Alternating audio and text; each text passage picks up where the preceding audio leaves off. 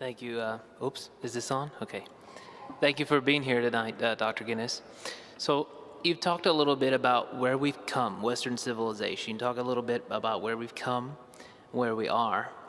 Can you talk about maybe where you see us in the next 5 years, 10 years, and also maybe compare North America with Western Europe, where Western Europe is, where North America is, in terms of the context to your talk? Well, I'm not a prophet. I'm not a futurist. I think futurism is a quack science myself, so I won't say much about the future. Just one remark of where we are in relation to September the 11th. Clearly, one of the things that's been put on the map and a lot of discussion is the notion of civilizations and cultures and so on, including the power of religion. And if you look back just 10 years, the rough account of where we were was something like this. The 20th century had 3 great wars, the First, Second, and the Cold. It was a competition between 3 great ideologies: Nazism defeated, communism defeated, democratic liberalism the victor. Now America is the sole superpower, the one indispensable nation. This is the end of history. You name it, it rolled off.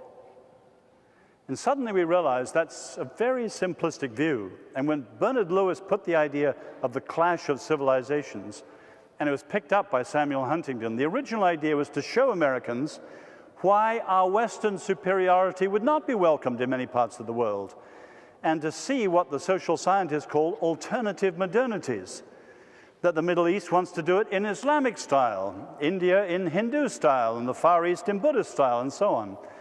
And this has become much more on the map, as I said. But here's the question that comes back. The realization that Islam plays this role, historically, culturally, and so on, in the Middle East, etc., raises the question, oh, if that's their civilization, and that's the Indian one, and that's the Asian one, what's ours? And you remember, if you read Huntington, he put out the picture in terms of what he called the West versus the rest. And one of the people who came back to him, one of his own disciples academically, pointed out the real challenge is not the West versus the rest.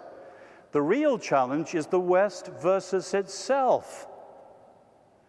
In the sense that you have powerful leadership elites in the West and in America who no longer believe what made the West and America, America. In other words, our Western civilization, Peter Berger puts it like this, he says, America is a nation of Indians ruled by Swedes.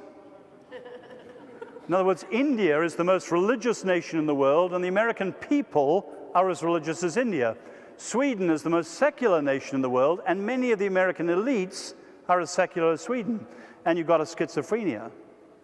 Not just out of touch with ordinary people, but out of touch with the well springs of our civilization. Now, it's quite clear historically that simply can't go on forever. So you could take a whole number of other planks. Truth is just one that's very fundamental. Another one would be character, all sorts of things. You could spin them out. The last generation has undermined so much that we are in danger of discarding the American experiment as the framers set it up. And that will have very important consequences down the line.